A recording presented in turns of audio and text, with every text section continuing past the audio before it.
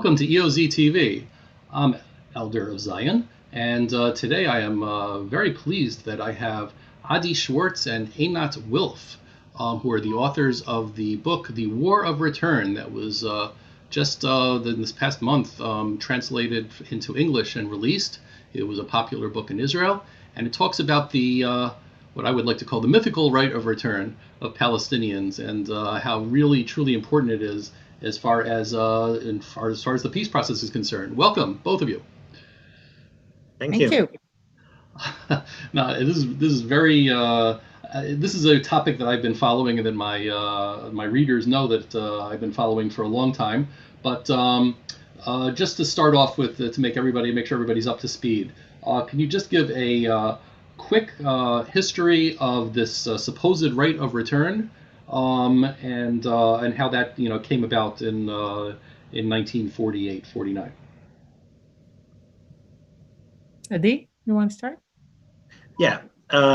So actually, the initial or the original sin, if you want, belongs to a Swedish count and not to a Palestinian officer or a journalist or author.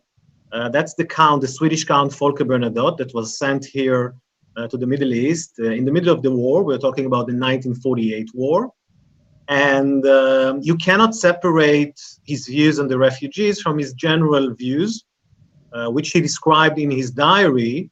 And even before he came here, he was a Swedish count, member of the royal family and head of the Red Cross of Sweden.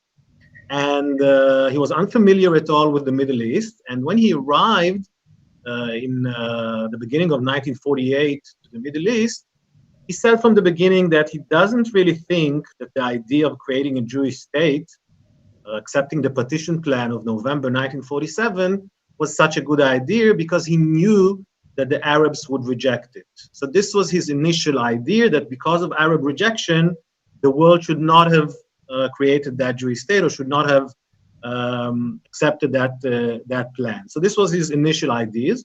And when you look at his plans and when you look at his writings, you see it all along. So he proposed a few ceasefire agreements between Israel and the Arab countries. And eventually in September 1948, a few days, by the way, before he was assassinated by Lehi, by members of the Jewish Lehi group, exactly for that point of view, which was very pro-Arab. So he introduced this idea of a right of return, which was unprecedented at the time. You have to remember that we are talking at the 40s. This is a time of millions of refugees all around the world. We're talking about the era of the Great World War II and millions of displaced persons around Europe. We're talking about the withdrawal of the British Empire from the subcontinent in India. So you have India and Pakistan, something like 15 million refugees there. So the phenomenon of refugees is very common. In a few years, we'll have the Korean War with a few million refugees. In none of these places, this term, right of return, was never mentioned. Nobody thought that when war ends between two parties, then people who, for whatever reason, had to flee their houses have this idea that they can go back. No, that's it. It might be unfortunate. People die in wars, people are getting wounded, and people are getting displaced. So this was what happened in Europe after the war. 12 million Germans had to flee Czechoslovakia and Poland, and as I mentioned, in Asia and elsewhere. So in our case, this is the only case where this Swedish count invented, you can even say, this term of right of return. And in many ways, this is the original sin. Now, perhaps Bernadotte thought or tried to make some kind of an agreement, and he did not envision in his mind that 72 years afterwards we will now sit with you and discuss this issue. But the Palestinians quite quickly took that very seriously. And from 1948, 1949, they used this term. This is an invented term, because you have to understand, even later when Bernadotte's proposals were introduced to what is now famous Resolution 194 of the General Assembly, The term right of return is not there. So let there be no mistake. There is no, Palestinian refugees do not possess a right of return into the state of Israel. But because of that beginning, because of that unfortunate beginning of Count Bernadotte, we still carry with us that myth of a right of return, again, unprecedented, which was not given to anyone else. And one more thing to understand is that from the beginning, this is a disguise. Palestinians to this day use a legal cover or humanitarian cover. What do you want? These unfortunate people, you know, refugees, and they cling to this, our imagination of the word refugee. You know, sometimes we think of people who are desperate, hungry, who just fled war areas, but this is totally not the case. So perhaps it was true in 1948, but by now all the refugees live in concrete housing, they have roads, they have cars, some of them are middle-class people, some of them left the refugee camps, went back, they even left their country, so some of them have passports. We surely will discuss it in a minute, but this is not a humanitarian issue. This is not a legal issue. It is a political issue, because from the beginning, the Palestinians understood that a massive return of refugees would, of course, undo the state of Israel due to demographics and a major change in the population of the state of Israel. And you touched on this, but I think it's important to emphasize that the UN Resolution 194 that the Palestinians point to as giving them a legal right of return is, first of all, not a legal document because it's a General Assembly resolution. Secondly, it doesn't use the word right anywhere. It does not give them the right. It tells them that they can do it only under certain circumstances, which have never been fulfilled. And thirdly, it was only one paragraph among a large document, and everyone ignores the rest of the document. So it's a strange thing that that's what they're hanging everything on, but that's it. Okay, so after that, we have the next really important thing that came up was the establishment of UNRWA, the United Nations Works and Relief Agency. What I found interesting in your book is that I was certainly familiar that UNRWA in the very beginning seemed to actually try to do good work. It did seem to actually want to do what it could. It realized that there was no chance for return. It tried very hard to get the refugees to get jobs in Arab countries. Then, towards the end of the 50s, things sort of changed. Can you just go into that? So, UNRWA indeed, what we describe in the beginning is that it starts as a temporary agency. Amazingly, it is still a temporary agency. UNRWA just tweeted to the world in the last few weeks how proud it is to celebrate 70 years of existence. And that's about the least thing that a temporary agency should be proud of. It should have closed down at least more than 60 years ago. UNRWA being established as a temporary agency at the time was not unique. We bring the story of UNCRA, another temporary agency established for the refugees of Korea. And the reason was that the UN High Commissioner for Refugee, the actual body established to monitor and carry out the policies related to the Refugee Convention, mostly focused on Europe in the late 40s and early 50s. For obvious reasons. And the idea was, okay, this conflict, there'll be a temporary agency, they'll resettle the refugees, it'll take a few years, and then it will be over. And the US and the UK were willing to put a lot of money towards that end, a lot of grand works and investments in the Arab world, thinking these people will be resettled.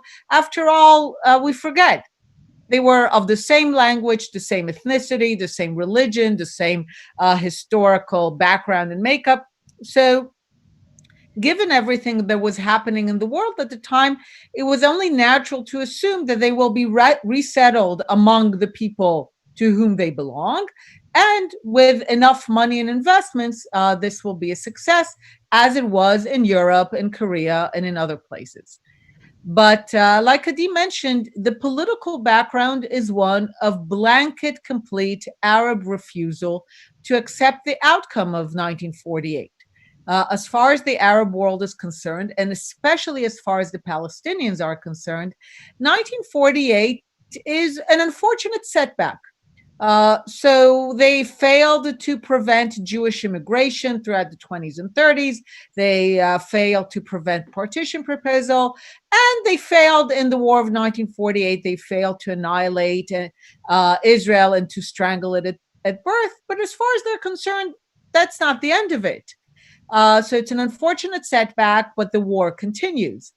And if the mindset is that the war continues, that the war is not over, then of course you don't resettle refugees. You only resettle refugees when you politically accept that the war is over. And go on. I'm sorry? No, I'm sorry. Go on. So throughout the 1950s, basically what we describe in the book is a kind of arm wrestling match between the West, mostly the US and the UK, who want to end the conflict, are willing to put a lot of money into it, and between the Arab world and the Palestinian refugees who do not want to end the conflict and want to keep the 1948 file open. And UNRWA and the refugees are really the locus of that struggle because there's no territories. It's pre-1967. The refugees are the only sign that the war is still ongoing. So basically, the Arab countries want the Western money, but they don't want to resettle the refugees. So UNRWA for them they're trying to shape UNRWA in a way that would bring them the money without having to settle the refugees. Now, this takes a few years of this arm wrestling, and ultimately the US and the UK say, okay, this is useless. UNRWA is useless. It's settling no one. We have no cooperation from the Arab world, so we're going to close it down. It's a temporary agency. It's not carrying out any useful purpose. So already in the 1950s, they know that it's a useless organization. But basically, the Arab world tells them in a scene that is kind of mafiosi, basically, you don't want to do this, essentially threatening the West. And we need to remember this is a very different geopolitical situation. The Arab world, by and large, is united. The Arab League is important. They are all at war with Israel. Oil is important for the reconstruction of Europe, for the American economy. Eisenhower believes that he needs to make nice with the Arab world, and if throwing Israel under the bus is the price of it, then so be it. So under these conditions, the West basically decides to cave in to Arab pressure. And the way they cave in is by essentially keeping UNRWA alive as an indefinite temporary agency. And what they begin to pay every year is a form of a bribe to the Arab world. So we describe UNRWA from that moment on as a kind of racket. Just as somebody pays the mob guys who come around for their little jewelry store, and after 60 years, they don't remember why they pay anymore. But that's basically the idea. Yeah, and it was interesting that in the late 50s, the U.S. Actually made a concerted effort, and perhaps the last concerted effort ever until Trump, to actually do something about UNRWA. There was even in the late 60s, you guys also described there was another attempt by America to just bring this to the fore and say, hey, this is all crazy, and it was even less successful. Yes, I mean, in the grand scheme of things, in terms of the relationship with the Arab world, the West doesn't think this is a fight worth having. And so it becomes this kind of situation of convenience where the West repeatedly pays annually to UNRWA. Because UNRWA is a temporary agency, it's not really a UN organ. It needs to get money every year. It needs donor countries, Western donor countries, to give money every year. That's the only way it survives. And the thing is that what we describe in the book is that the Western powers thought, okay, you know what, we're going to pay this bribe to the Arab world. It's not going to help. At this point, they know that UNRWA is useless, but at least it won't hurt. That's their view. Won't help, won't hurt. But then we show that UNRWA really becomes a dramatic force in the transformation of the Palestinian refugees into a people, into a nation that is built in the refugee camps and which coalesces around the idea of revenge and return and a sense of victimhood and unique injustice. So UNRWA actually becomes the midwife for not just any kind of a Palestinian national identity, for a very specific one that is focused on revenge. We tell the stories of the Munich massacre and that those who committed it were children of the refugee camps. So the Western mindset that keeping UNRWA alive was not going to be useful, but it was not going to cause any damage, is also something that proved terribly wrong. That was an important point that you made, is that the Palestinian terrorism that grew up in the late 60s and early 70s were children of UNRWA. They learned this from UNRWA. UNRWA taught them, again, what you can call nationalism or whatever, but it was, it taught them that Israel is a completely illegitimate state, and this is where this whole thing coalesced. And the PLO was, largely a product of UNRWA. This was the exact opposite of what a UN agency is supposed to be. It's almost amazing, but we all know it's true. There was some, Israel certainly tried when, in Gaza and in the West Bank to dismantle refugee camps after 1967, and this was refused as well. It was the Palestinian leadership who were saying, no way are we going to do this. The camps themselves were an important symbol for them, and they wanted to keep the Palestinians in misery, right? So one of the things that we show in the book is that the biggest opposition to any attempt to resettle or to bring these people back, to resettle them actually, because most of them did go back to life, so it's not true to say that they didn't. But the biggest opposition is amongst the refugees themselves. So we tell the story in the beginning of the 50s or in the end of the 40s of Musa Alami, for example, who was a Palestinian aristocrat, you can say. He came from a very famous Palestinian family, and he studied law in Britain, and he was the most senior Palestinian official in the British Mandate before the establishment of the State of Israel. And he was a very strong Palestinian or an Arab nationalist. So he tried to convince Britain to not leave the area of the Mandate, and he wanted to persuade Britain to never give a state for the Jews or to never agree for a state of the Jews. But after the war in 1949, when he sees all his people, his brethren, many of them suffering, they were living in tents in the cold. So back then it was really a humanitarian issue. So he came up with the idea to establish a village, an experimental village, you can say, on the western side of the Jordan River, that was at the time under Jordanian rule, and to bring some Palestinians there, give them a plot of land, give them proper housing, and that they start cultivating the land for fruits, vegetables, etc., and they can earn their living. And the West was very impressed by him. So if you look up in the New York Times the name Musa Alami, you will find him described as an Arab Moses who brings his people out of misery or not slavery, but from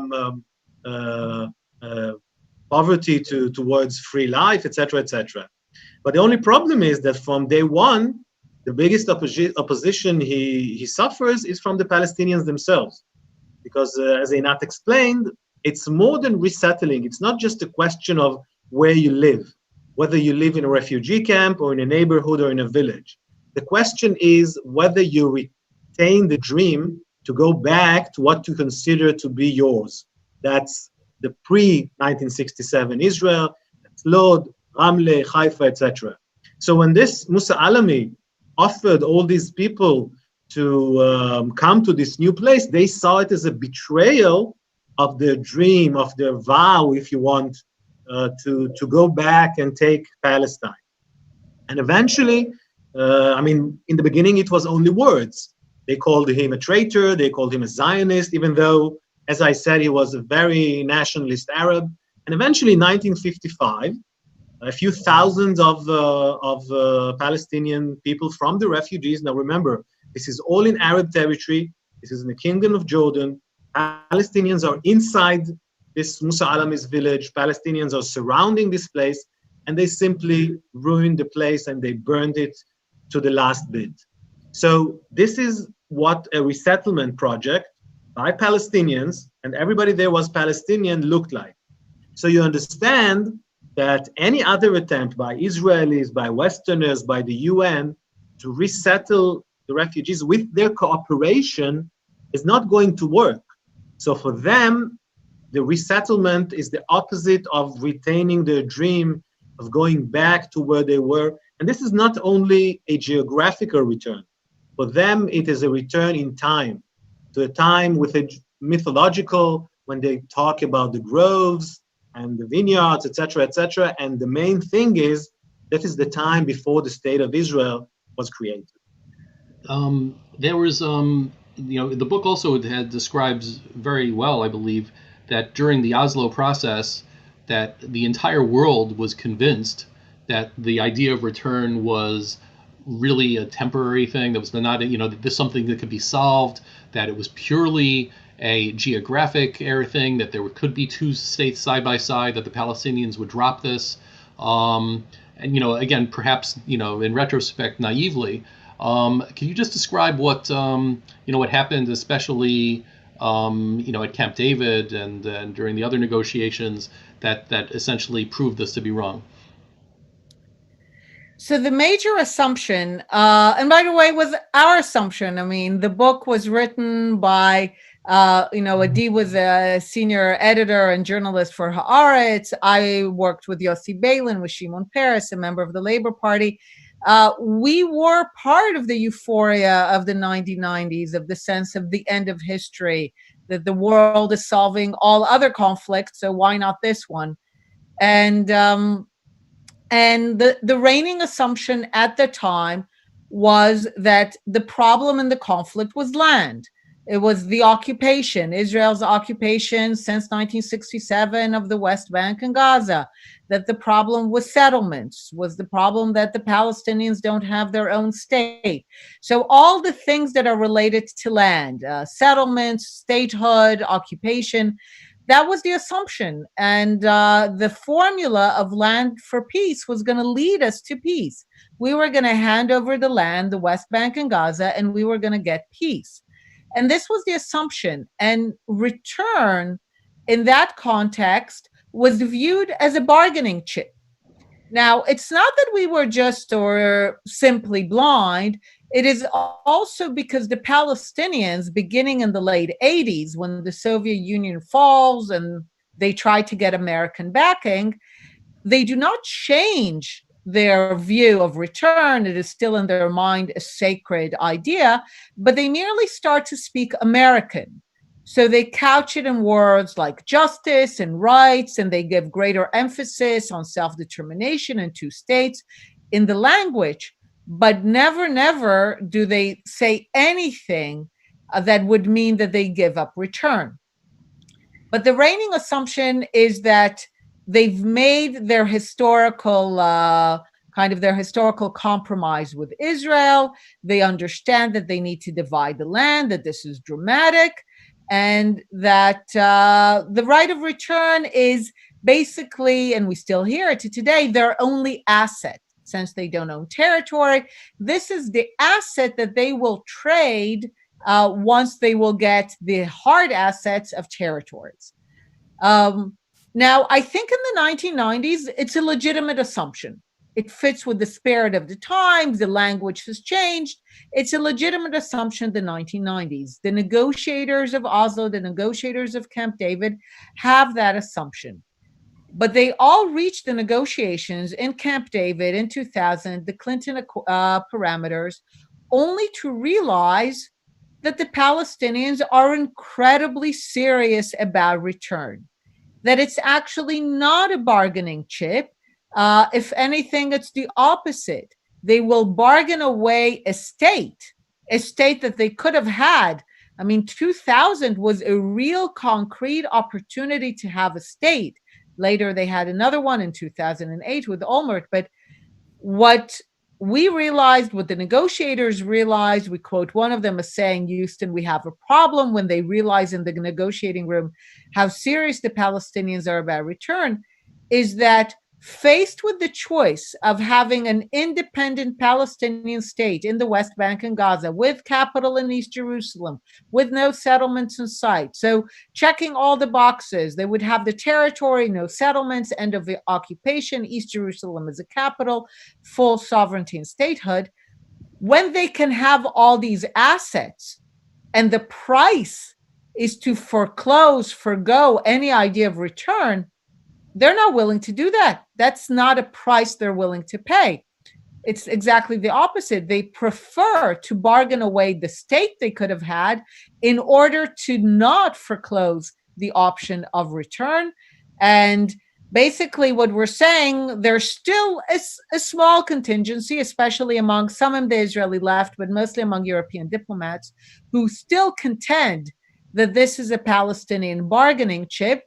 And our argument is, this is a legitimate argument to make in the 90s, but it's not a legitimate argument to make now, when the Palestinians could have bargained it away for a state and chose to do the exact opposite.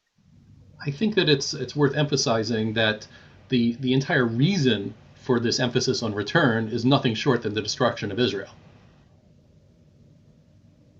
Yes, I mean, we make, to make a long story short, we open the book with the simple research question: how is it that from a war that ended more than 70 years ago, you have millions of people born after the war who claim to be refugees from that war and who believe that they possess a right of return into the state of Israel?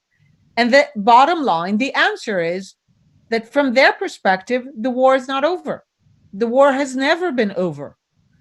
And for them, the war will only be over when Palestine from the river to the sea will be free. And, I was put in parentheses of Jews. I mean, from their mind, the war of 1948 is still an open file.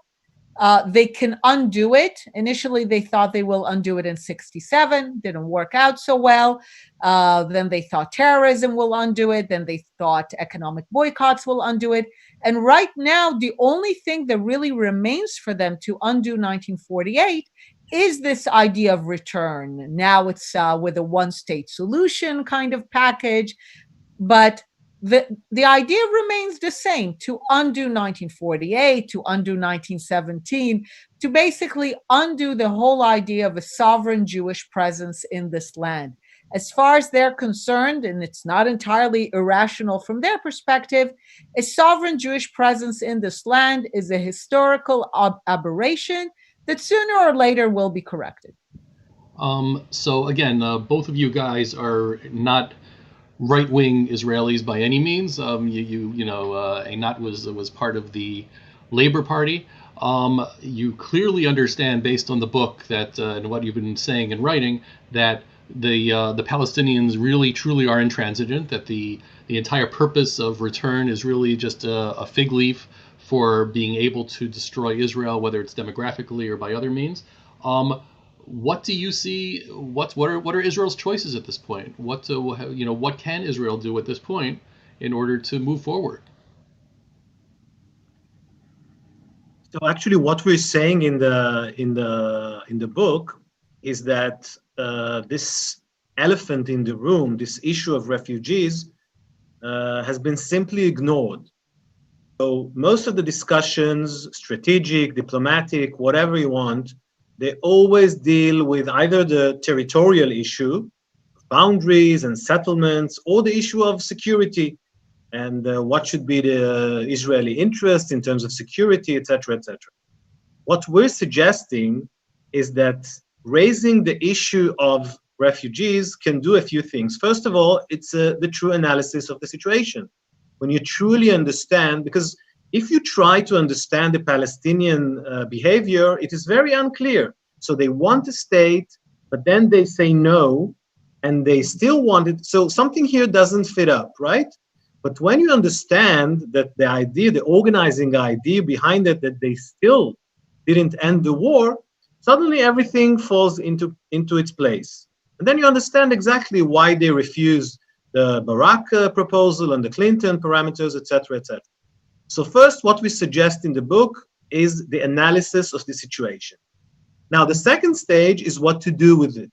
What can we do with it?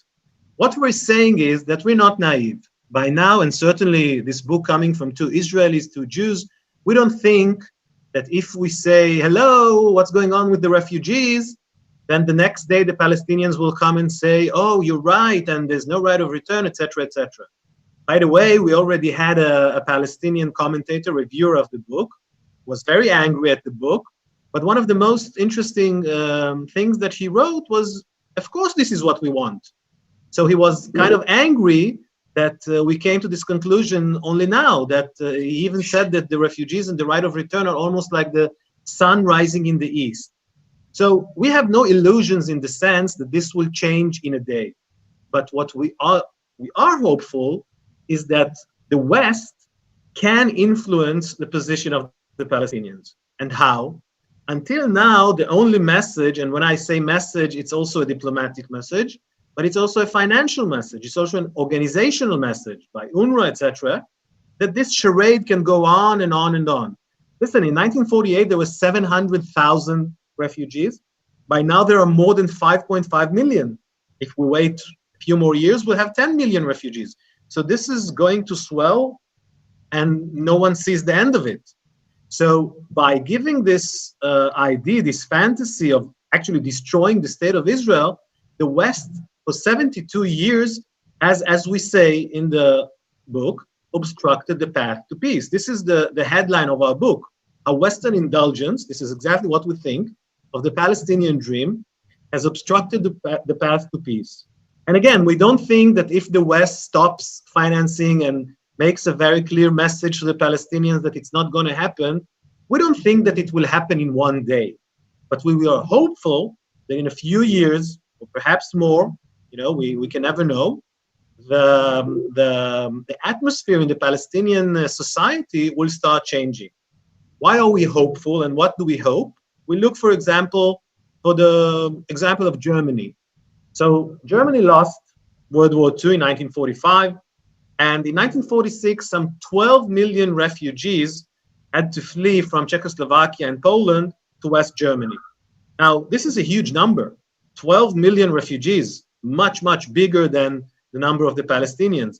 And they wanted to return. Perhaps this is a natural desire of a man or a woman to go back to their villages, to their lands, etc., etc. This is normal. And this is exactly what they wanted. They had a name for it. They had a party for it. They voted in the parliament. They had newspapers, rallies, etc., etc., etc. But the international community, and you can imagine the atmosphere after World War II, was very clear. There is no talk about any return, not of people. These territories, which became to be the Eastern territories by now, or by then became part of Poland, are not going to go back to Germany. And these are lands which were German for hundreds of years. These are people who spoke German and saw themselves as Germans, etc., etc. But in this very slow process, until 1970, it took 24 years until a German leader, the German chancellor by then, Willy Brandt, stood up and told his people that this is not going to happen. We give in the book an example of one of his speeches that he gave in 1970. He signed a treaty with Poland, finally recognizing that this is the eastern border of Germany. So for 24 years, even though Germany surrendered and was devastated in World War II, they didn't recognize the eastern border. Only in 1970, Willy Brandt agreed finally to say, okay, that's it. We don't have these territories and we're not going back there. Go on, move on with your lives. So in the case of Germany, it took 24 years from the end of the war until 1970. Perhaps it can take less. But what we are wishing for, our hope, is that if a constant and very clear message, and not this kind of ambiguous or living things open, because Palestinians understand very clearly that as long as the West continues to sustain this dream, they're not serious. So what we're hoping is that if a serious message, clear message starts being sent, then perhaps slowly a change can be achieved. This is our hope. um, uh, uh, Forgive me if I'm somewhat skeptical about this hope, but the perhaps though the only thing that I see that maybe convince the West a little bit is you sort of hinted at this, is the unsustainability of UNRWA.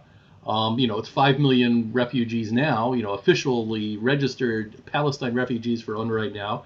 In a few years it'll be 10 million, 20 million, and and that's being funded by the West. I mean, the U.S. stopped, at least for now, but Europe is doing the bulk of the funding for UNRWA. And at one point, they're going to say this is unsustainable. UNRWA does not even have a cessation clause, a way for a person to not be a refugee. There are Congress people in the United States that are officially Palestinian refugees. There are, the billionaire fashion designers and that are considered, that are officially, according to UNRWA, considered Palestine refugees. That I think the money it might make them a little bit more convinced, or more than any sort of legal or logical or ethical argument. Well, I'm not too sure about that, and I'll tell you two things. First of all, if you look at the European Union's budget, I don't know how much 200 million or 300 million is that important. But I'll tell you a few more things. First of all, one thing should be clear. If the European Union's target, or at least that is the official position, is to one day achieve peace between Israelis and Palestinians, continuing this charade of refugees is contrary to not only logic, but to their own policy. So what the European Union and other European states are currently doing is actually saying one thing and doing something totally different. So people usually don't like very much to do it. And when they understand that they're doing something which is contrary to their official position, they at least tend to think about it. Now, it is true that the financial aspect has a meaning, but if you look, for example, what happened now with the Trump administration decision, which was unprecedented. The American administration, for the first time in 70 years, touched exactly the right issue, did exactly the right thing, understood very well. If you look at what Ambassador Nikki Haley said and other people said, they touched exactly the issue. But as you yourself said, Germany and the UK and the EU, it's not such a huge problem for them to add some $50 million. Remember that it all started exactly like this.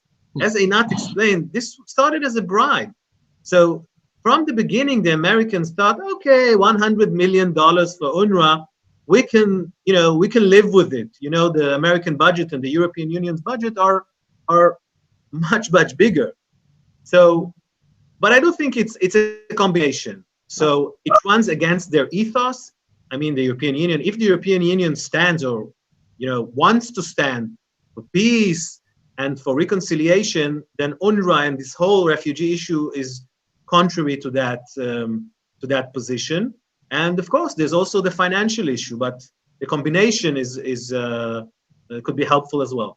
Okay, thank you.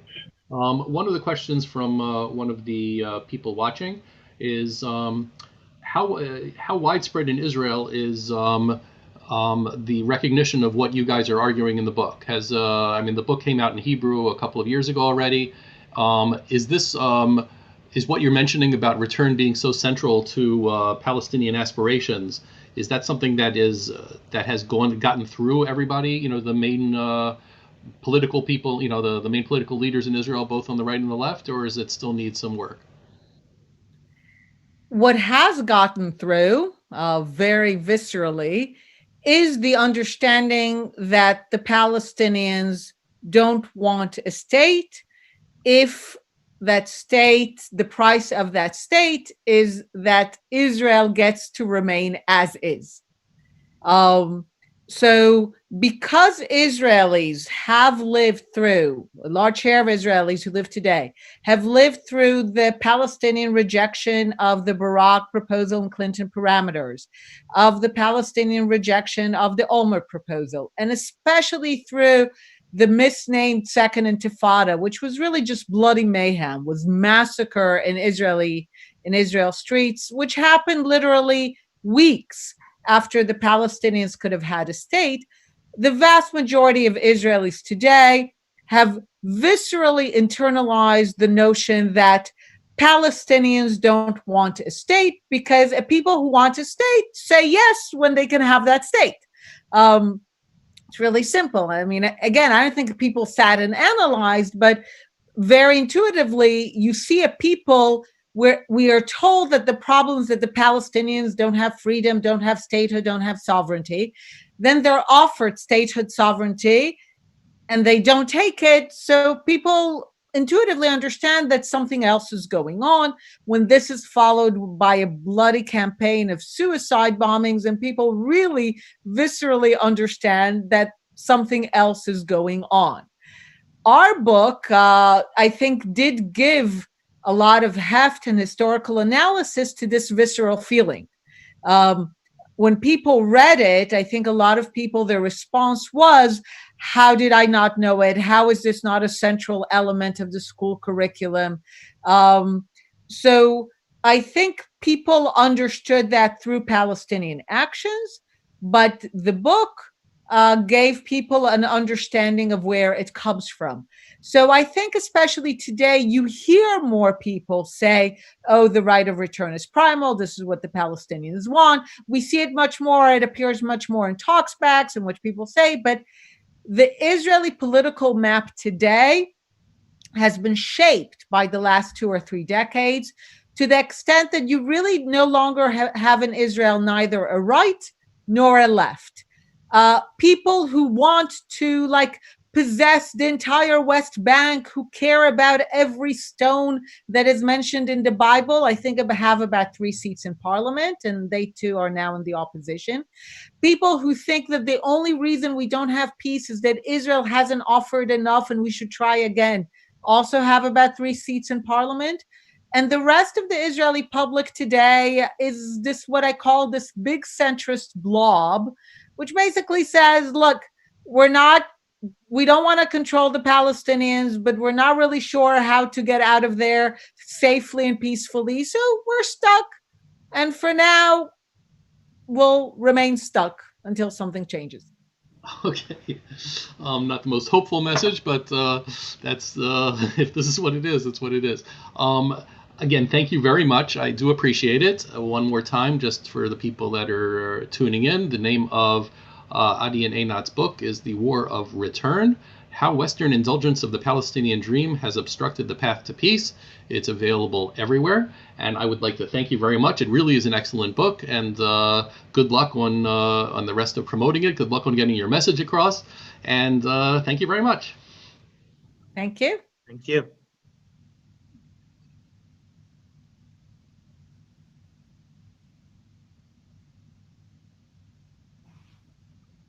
Okay, that's it.